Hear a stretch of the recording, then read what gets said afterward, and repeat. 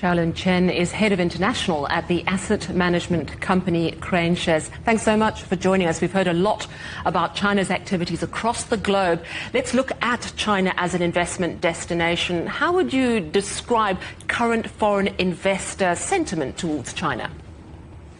Thank you for having me on your program. I definitely say, particularly after the recent meetings of China hosted with U.S. in Geneva, investors are looking at China as a completely different landscape in terms of the policies, stable policies, and also very determined, actions taken by Chinese policymakers in boosting domestic economy, as well as Chinese corporates themselves are buying their own stocks. So I'd say now it's become towards a bit more optimistic towards this asset class. Particularly, global investors in general are still underweight China as an asset class versus their benchmark. We see this trend start to narrowing, particularly in this year. How much has China's advancements in tech and AI changed its prospects?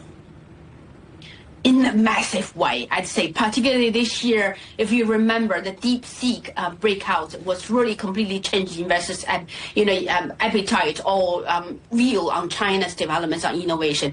We know China has been put innovation, technology development at front and center as a policy, but as a result of DeepSeek's launch, that's completely changed investors' believe that China, with without restriction, China is proceed forward with AI development, and they can deliver AI in a very cost-efficient way. So investors are looking at this asset class completely from a different angle now.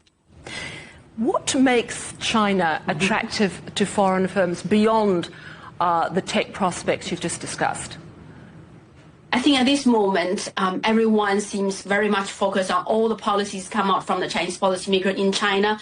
Clearly, one, innovation technology stays front and center. That's one. Consumption recovery is a second. Third is a green technology. I think those three sectors present very attractive opportunities for investors. I just attended a investor event in UK in London that they hosted thousands of investors attended. I presented a session on China. Questions centered around China's technology, advanced green technology, climate actions China take. I clearly gathers a lot of clients' interest during that session I attended. We also hear the message from China repeatedly: openness, transparency, working together, sticking to World Trade Organization rules. How much difference does that message make to potential investors?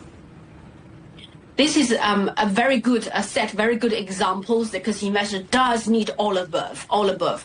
If you look at the actions taken by the policymakers in China and also collectively how they work with their partners outside of mainland China is exactly what they did. They keep it very transparent with their own domestic policy. They announce they keep it very transparent what the policies aim to achieve, how they aim to help the domestic economy consumption. Namely, they keep very transparent, communicative, very clear path ahead.